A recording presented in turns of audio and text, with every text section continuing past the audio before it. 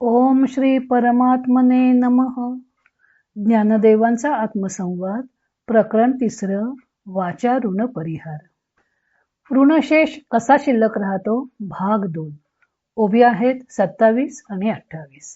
ज्ञानदेवांनी लाकडाच्या प्रतिमेतून 4 वाणींचा निराश झाला तरी त्या भस्मरूपाने कशा राहतात ते सामान्यपणे सांगितले. आता त्यातील प्रत्येक वाणी करता एक एक दृष्टांत देऊन हा भस्मलेश स्पष्ट करत आहेत. ज्ञानदेव म्हणतात, जळी जळा वेगळू कापूर न दिसे अवढळू परी होऊनी परिमळू उरे जेवी. पाण्यामध्ये कापूर जरी वेगळा दिसत नसला तरीही तो सुगंध रूपाने जलात असतोच. अंगी लावलिया विभूती ते परमाणूही झडती परी पांडुरत्वे कांती राहे जैसी. अंगाला राख लावल्यावर काही वेळाने त्या राखेचे परमाणू झडून जातात, पण शरीरावर पांढरट रंगाच्या रूपाने तिची कांती उरतेच. स्वामी स्वरूपानंद याचं अभंग रूपांतर करताना म्हणतात, कापुराचा रवा जळा माझी विरे परी जैसा उरे गंध रूपे. नातरी अंगास विभूती लावून टाकीता झाडून मागू ती शुभ्र कांती रूपे उरे जैसी खून जरी गेले कण झडवनिया.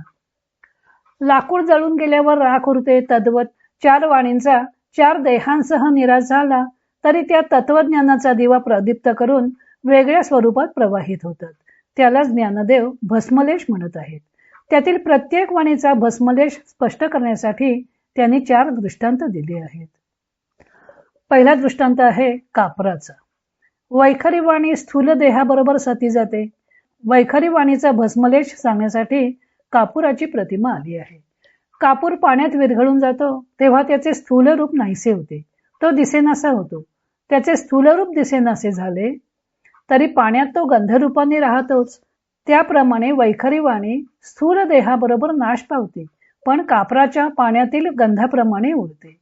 सोहम बोधामुळे आत्मा परमात्मा एकरूप आहेत हे कळते, पण त्यातील अहमचे अस्तित्व गंधरूपाने उरलेले असते. अर्थातच इथे पाण्यात पाणी मिळून जावे त्याप्रमाणे पूर्णतया एकत्व प्राप्त झालेलं नाही.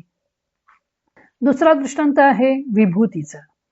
सूक्ष्मदेहाची मध्यमावाणी सूक्ष्मदेहाबरोबर सती जाते. ती भस्मरूपाने कशी शेष राहते ते सांगण्यासाठी विभूतीची प्रतिमा आली आहे. कापूर स्थूल रूपाने दिसत होता, त्यापेक्षा विभूतीचे कण हे अधिक सूक्ष्म आहेत. अंगाला विभूती फासली की काही काळाने राखेचे सूक्ष्म कण उडून जातात व अंगावर पांढऱ्या रंगाच्या रूपाने विभूती लावलेली खूण अस्तित्वात येते. हा पांढुरकेपणा मध्यमावाणीच्या भस्माचे प्रतिनिधित्व करतो. या स्थितीत अहम ब्रह्मास्मी हा विचार क्षीण होत गेला तरी विभूतीचे कण झडून गेल्यानंतरही अस्पष्ट असा पांढुरका रंग कातडीवर दिसावा तसा अस्पष्ट असा हा बोध शिल्लक असतो. पुढे ज्ञानदेव पश्यंती व परा या 2 वाचा भस्मरूपाने कशा राहतात हे 2 उदाहरणांनी स्पष्ट करणार आहेत. तो भाग आपण उद्या पाहू.